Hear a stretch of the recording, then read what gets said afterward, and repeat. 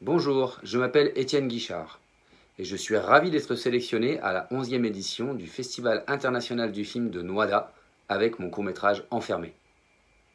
À l'origine d'Enfermé, une intention assez simple. Voilà. Je souhaitais aborder les thématiques de la violence et parler des différents visages que celle-ci peut avoir.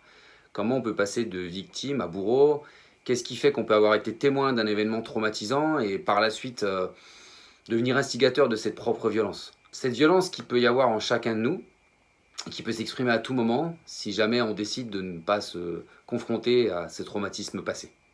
J'ai commencé l'écriture d'Enfermé en 2019. Voilà, une année passée à écrire et réécrire le film avec des retours de lecteurs professionnels ou bénévoles.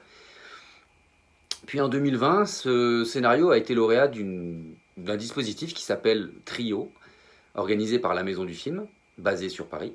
Alors effectivement, il y a eu pas mal de difficultés pour démarrer la production du film. Voilà, donc le Covid en 2020 a fait que pendant un an et demi, le film a été complètement à l'arrêt. Et c'est vrai que pour contacter les producteurs, pour envoyer des scénarios, on savait pas si les boîtes ne savaient pas si on pouvait démarrer de nouveaux projets ou s'il fallait se mettre un peu en stand-by, donc ça a été un peu compliqué. J'ai finalement réussi à trouver une structure qui s'appelle le collectif Scope et qui m'a accompagné pour démarrer la pré-production du film, voilà, qui a commencé en 2022 jusqu'au tournage qui a eu lieu en mars 2023, suivi d'une post-production de 7 mois pour que le film soit terminé à la fin de l'année dernière, en octobre 2023. Alors le tournage, il n'y a pas eu de difficultés majeures, je dirais. Mis à part le fait qu'on tournait dans des lycées, donc avec des personnes âgées de 6 à 18 ans, donc en école primaire puis en lycée. Donc il faut respecter voilà, un certain volume horaire de travail. Et puis voilà, les droits à l'image sont assez stricts dès qu'on tourne dans des établissements scolaires publics. Donc voilà, il fallait respecter des règles assez strictes, mais mis à part ça, il n'y a pas eu de difficultés particulières. Je dirais que le tournage s'est déroulé de façon plutôt agréable. Alors est-ce que le film ressemble au scénario? Alors ça peut paraître surprenant, mais totalement. Quand j'ai visionné le film la première fois, surtout quand la musique a été posée dessus et le mixage son a été définitivement terminé, pour moi, j'avais rien à rajouter. Ça correspondait vraiment à ce que j'ai voulu dire. La musique et le son ont vraiment amené une touche primordiale. Sans ça, je pense que le film n'a pas sa... Comment dire? Il n'aurait pas eu sa forme optimale.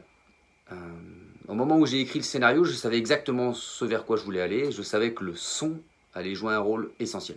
La musique, quand j'écris quelque chose, en fait, j'écoute certaines musiques, voilà, qui vont m'inspirer.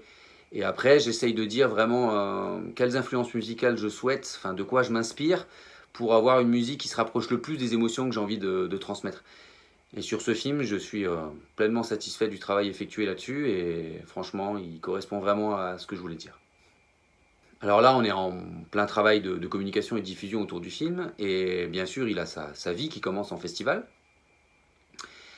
Mais il y a un gros travail de fourni auprès des associations de lutte contre les violences, le harcèlement scolaire, la violence au volant, la violence conjugale. Et pour moi, c'est un film qui peut vraiment entraîner un débat essentiel sur un sujet assez sensible, qui est la transmission de la violence, et notamment la limite assez floue qu'il peut y avoir entre une victime et un bourreau. Comment on peut être son propre bourreau. Et ces thématiques qui sont pour moi essentielles ont vraiment leur place lors de débats organisés auprès d'associations qui luttent sur le terrain contre les violences routières, les violences en milieu scolaire et les violences conjugales. En fait, la violence sous toutes ses formes. Et comment on peut être amené à mieux comprendre la violence qui pourrait y avoir en chacun de nous afin de mieux alors, l'accepter, mais surtout la comprendre et la combattre. Alors, pour finir, je dirais à tous les réalisateurs et toutes les réalisatrices en herbe, comme moi, soit qui font leur premier film ou qui s'apprêtent à faire leur premier film, croyez toujours en vous. Voilà, c'est votre histoire, c'est vos sentiments, c'est votre instinct. Croyez en vous, croyez en votre histoire, croyez en votre chemin et ne baissez jamais les bras. N'abandonnez jamais. Voilà.